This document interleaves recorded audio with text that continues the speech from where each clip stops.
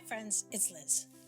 This episode is special to me because it's a Christmas story my mom, Elizabeth Szabo, wrote, and I wanted to bring it back during the holidays because this is the time of year when we think about family and traditions. My mom wasn't perfect, but she understood something important. You don't have to be perfect to create meaningful traditions. You don't have to do it all, and you don't have to do it flawlessly. You just need to make the effort to connect. She started Magyar Marketing back in 1988 because she saw that it was getting harder for people to stay connected to their heritage. Communities were changing, families were spreading out across the country, and she wanted to help. This story she wrote captures something about the Christmas season in Hungary, the anticipation, the simplicity, the focus on Christmas Eve and Christmas Day, rather than the weeks of commercial buildup we have here in the United States. Traditions are small acts of love, small ways of saying, I remember who you are, I remember where we came from. So here's my mom's story, Christmas in Hungary. I hope it gives you a glimpse into what the season was like in Hungary and maybe inspires you to think about what small traditions you want to keep alive in your own life. Hi, I'm Hannah, Liz and Dawn's daughter. This week I will be reading a short story that my grandmother wrote in the 1960s about what Christmas was like in Hungary. Christmas in Hungary by Elizabeth A. Szabo. There was a loud knock on the front door. Someone is at the door, Mother, called Ilona excitedly from the living room. She pulled the curtain aside a little and peeked out. Oh, Mother, Daddy, Grandma, Grandpa, come quickly. They've come to our house. They're here. Within minutes, the room was filled with boys and girls dressed in costume. Some children were dressed as shepherds and others as kings. Ilona's older brother Gabor was dressed up as Joseph, another biblical character. In Hungary, these children are called the Bethlehemesek. In English, we might call them the Bethlehem Players. During the Christmas season in Hungary, the Bethlehem Players visit the homes of relatives and friends, bringing to them the story of Christmas. Each boy and girl has a special part in recreating the Bethlehem scene. Ilona watched as the players prepared a bed of straw for the baby Jesus. Mary and Joseph took their places near the manger bed. The shepherds huddled together in another corner of the room, pretending to be asleep. János, one of the shepherds, even brought along his pet lamb. At last they were ready. Everyone sat quietly as the Bethlehem Players began the Christmas story they all knew and loved. Besides the Bethlehemesek, there are many other customs practiced in Hungary which are much different from our own. During the Advent season, some Hungarian children help their parents in making an Advent wreath of evergreen boughs. 4 small candles are placed among the boughs on the wreath, signifying the 4 weeks of the Advent season. Each week, one of these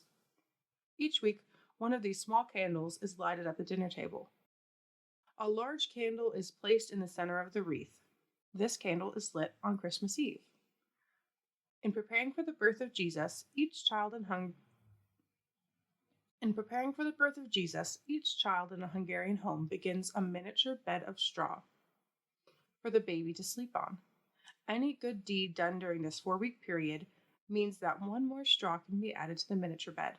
Of course, every child in Hungary wants his bed to be the softest and roomiest for the evening of Jesus' birth. These good deeds are believed to be recorded by St. Nicholas. In addition, it is believed that he has been keeping a record of the children's behavior for the entire year. When St. Nicholas paid his visit on the eve of December 6th, he gives this report to the parents. If the children have been good, St. Nicholas goes to the shoes that have been polished and left on the window ledge and fills them with candies, nuts, and other good things to eat. If the children have been bad, a switch is left with which the children are to be spanked. Should the children still be awake when St. Nicholas appears, the report is given in front of everyone. On Christmas Eve, it is the Christmas angel who prepares the tree and leaves gifts under the tree for the Christ child.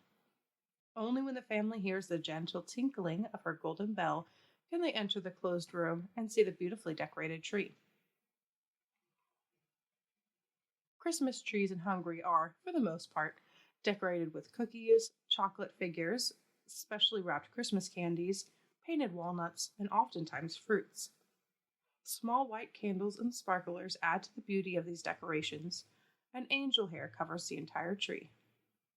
The Christmas angel does not wrap the gifts but simply places them under the tree. No one, however, is permitted to touch the gifts until the family has prayed a Christmas prayer together and has sung several Christmas carols. After this joyous family gathering, the villagers walk toward the church carrying lit candles and singing carols. At the church, they worship during the midnight hour. Thank you for listening to my mom's story. You know, I've been thinking a lot lately about what she taught me, not through big lectures or grand gestures, but through small, consistent acts, like writing a story, like starting a business to help people stay connected to their Hungarian heritage. She wasn't trying to preserve Hungarian heritage perfectly. She was just trying to keep it alive, to keep it going, and to pass it on to her kids and her grandkids. And I think that's what we're all doing, really. We're not going to do it perfectly. Some years we'll remember all the traditions, and some years we'll forget half of them. Some years we'll go all out, and in some years we'll just barely manage. It all depends on what's happening that year. But we keep trying, and we keep the stories alive. If this story resonated with you, I hope you'll share it with someone. Maybe someone who remembers Christmas in Hungary, or someone who's trying to figure out how to keep their heritage alive for the next generation. And if you want to explore more ways to celebrate your Hungarian heritage, sign up for our newsletter so you can stay connected and be inspired and encouraged to pass it on to the next generation. There's a link in the show notes. Until next time, build Merry Christmas, and thank you for being a part of this community.